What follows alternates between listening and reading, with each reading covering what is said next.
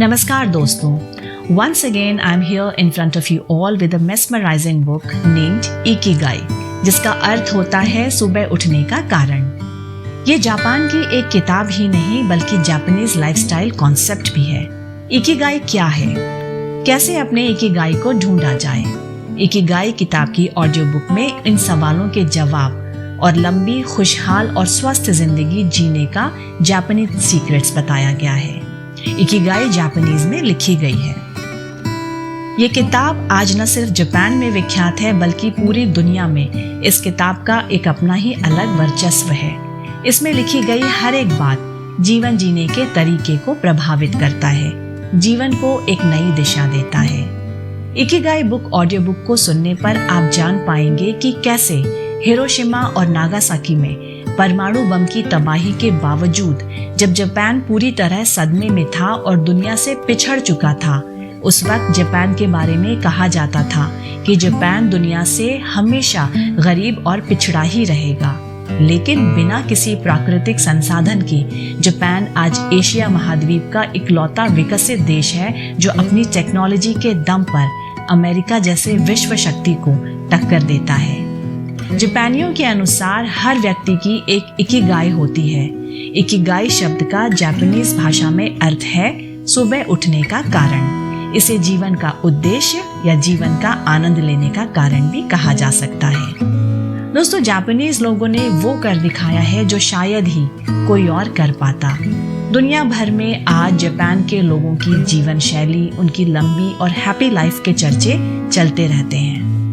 Life purpose Ikigai book summary में हम आज बात करेंगे एक खास जापानीज सीक्रेट जिसके जरिए आज जापान और जापान के लोगों को सबसे समृद्ध देशों में गिना जाता है.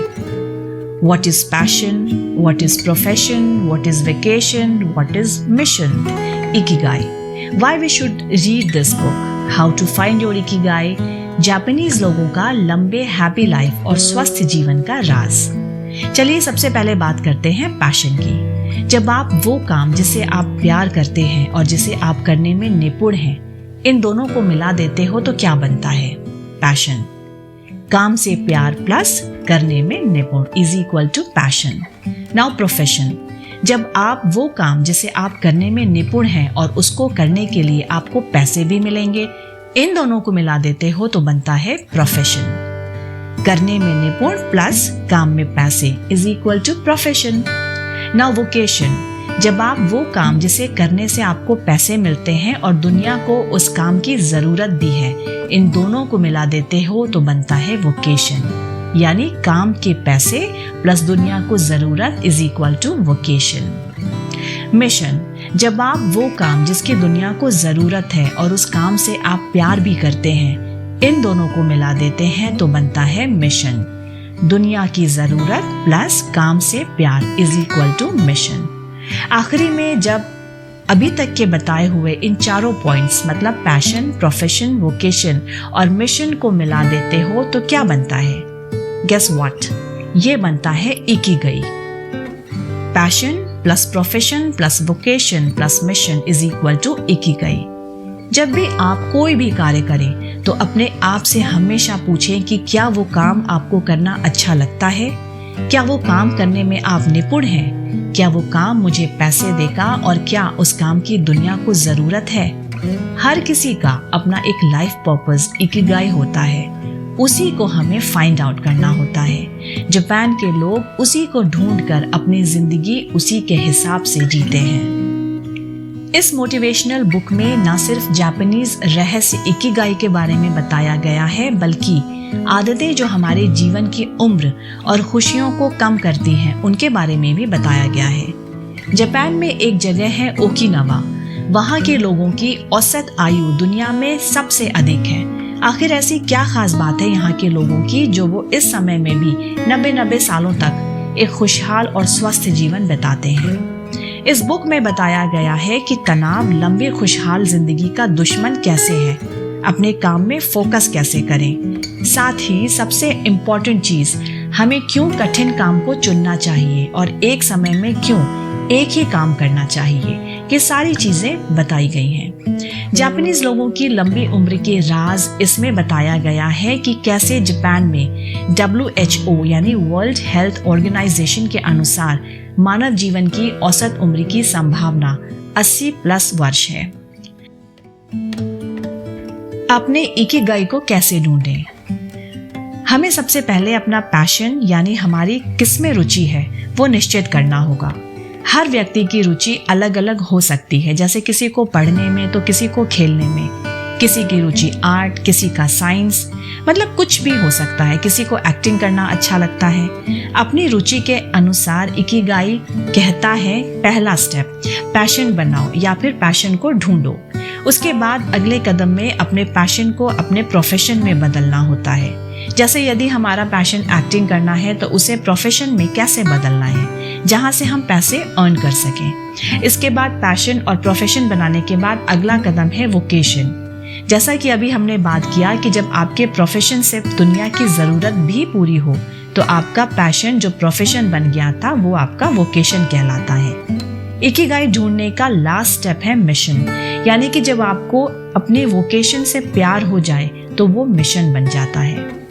इकिगाई एक जापानीज बात है जो हमें धीरे धीरे समझ आती है। तो क्या आपने अपनी इकिगाई खोज ली है? आप वो कौन सा काम करने जा रहे हैं जिसे आप करना पसंद करते हैं? क्या ये ऐसा काम है जिसकी दुनिया में ज़रूरत है? क्या ये ऐसा काम है जिसमें आप एक्सपर्ट हैं? और क्या ये एक ऐसा काम है जिससे आप पैसा कमा सकते हैं? लंबा, स्वस्थ और खुशहाल जीवन बिताने के लिए आप आज क्या कर सकते हैं? जापानीज लोगों की लंबी, हैप्पी, हेल्दी लाइफ रहने का ये सीक्रेट है। जापान के ओकिनावा के लोगों के जीवन में कुछ खास आदतें शामिल होती हैं जिनकी वजह से वो इतनी लंबी, हैप्पी लाइफ जीते हैं। साथ ही एक fulfilling life, quality of life भी जी पाते हैं। चलिए अब कुछ पॉइंट्स पे बात करते हैं। तनाव यानी स्ट्रेस। जापान के लोगों का मानना होता है कि स्ट्रेस, डिप्रेशन एक्सेट्रा लंबी उम्र का दुश्मन है। इसलिए इस खुशहाल जीवन को जीने के लिए तनाव को हमेशा दूर रहिए। Stay away from stress. दूसरा, खान पीन। जापान के लोग कभी भी भरपेट खाना नहीं खाते। वो हमेशा अपनी भूख का 80% ही भोजन करते हैं। इसके लिए आप जब भी खाना खाएं, जैसे ही आपका पेट भरने वाला हो तुरंत खाना बंद कर दें। शुरुआत में आपको शायद पता ना चले कब आपने 80% भोजन कर लिया है, लेकिन जैसे जैसे आप इसको प्रैक्टिस में लाएंगे धीरे धीरे सीखते चले जाएंगे। रीसेंट स्टडीज में पता चला है कि ओकिनावा के लोग रोज औसतन 1800 से 1900 तक कैलोरी लेते हैं, जबकि अमेरिका के लोग औसतन 2200 से 3300 मतलब 3300 कैलोरीज लेते हैं। जापान के लोग रोज औसतन 18 अलग अलग तरह के फूड्स खाते हैं। फल, सब्जियां और हर्ब्स की 5 सर्विंग रोज लेते हैं, जिसमें अलग अलग रंग की शिमला मिर्च, गाजर, पालक, गोभी, आलू, फलियां और बीन्स होती हैं। 30% कैलोरी जापान के लोगों की सिर्फ सब्जियों से होती है। गेहूं जापानीज पीपल की नींव है और सफेद चावल वो रोज खाते हैं। मछली हफ्ते में 3 बार खाते हैं। नमक औसतन 7 ग्राम से लेकर 12 ग्राम ही खाते हैं। इसके अलावा जापानीज लोग ग्रीन टी और वाइट टी का भी सेवन करते हैं। नेक्स्ट, एक समय में एक काम। दोस्तों, जो भी आप काम करते हैं उसको करते वक्त फोकस्ड होना बहुत ज़रूरी है। फोकस्ड होने से आपको काम में फ्लो मिलता है, जिससे आप वो काम बहुत ही आसान, बिना थके और शॉर्ट टर्म में कर लेते हो। हमेशा वो काम चुनें जिसे करने के लिए आपको रिसर्च करनी होगी, आपको मेहनत करनी होगी। उसको करने के लिए आपके दिमाग को सोचना होगा ताकि आपका फोकस बना रहे। हमें ऐसा लगता है कि एक साथ एक से ज़्यादा काम करने से हम अपने समय बचाते हैं और ज़्यादा काम कम समय में ख़त्म कर सकते हैं, लेकिन साइंटिफिक एविडेंस इसके बिल्कुल उल्टा है। जो लोग एक समय में एक से ज़्यादा काम करते हैं वो काम को लेट ख़त्म करते हैं। साथ ही उस काम को करते वक्त वो बिल्कुल भी प्रोडक्टिव नहीं हो सकते। इन 3 आदतों के अलावा जापान के ओकिनावा के लोग और भी कई अच्छी आदतों को अपनाते हैं, जैसे वॉकिंग, इलेक्ट्रॉनिक्स डिवाइसेस का कम यूज़ करना, जल्दी सोना और एक पर्याप्त नींद लेकर सुबह बिल्कुल फ्रेश होकर जल्दी से उठना। दोस्तों, मैं ये नहीं कह रही हूँ कि जापान के लोगों का लाइफस्टाइल ही आपको फॉलो करना है, वही आपको कॉपी करना है। हम हमारे लाइफस्टाइल, हमारे रिचुअल्स, हमारे कस्टम्स, हमारे सराउंडिंग्स के हिसाब से करेंगे। दोस्तों, मैं आपको जापानीज लोगों की रोज़मर्रा की ज़िंदगी में खान पीन, उनका उठना बैठना, उनकी सोच, उसको फॉलो करने के लिए मैं बिल्कुल नहीं कह रही हूँ। लेकिन हाँ, बाकी की जो भी बातें बताई हैं, जिसमें सबसे इम्पॉर्टेंट है आपका फोकस्ड रहना, आपको टेंशन फ्री रहना, स्ट्रेस फ्री रहना। ये चीज़ों को आपको ज़रूरी है कि आप अपनी ज़िंदगी में डे टू डे लाइफ में फॉलो करें। तो आशा करती हूँ कि आप इन चीज़ों को अमल करेंगे, अपनी ज़िंदगी में उतारेंगे और एक फोकस्ड स्टेट ऑफ माइंड के साथ लाइफ में आगे बढ़ेंगे। आप लोगों में से जिन लोगों ने भी ऑलरेडी एक करियर बना लिया है, उनको मेरी तरफ से बेस्ट विशेस। बट जो टीनेजर्स हैं या जो भी करियर बनाने की स्टेज पर हैं, उनके लिए आज की ये video definitely useful and helpful होगी।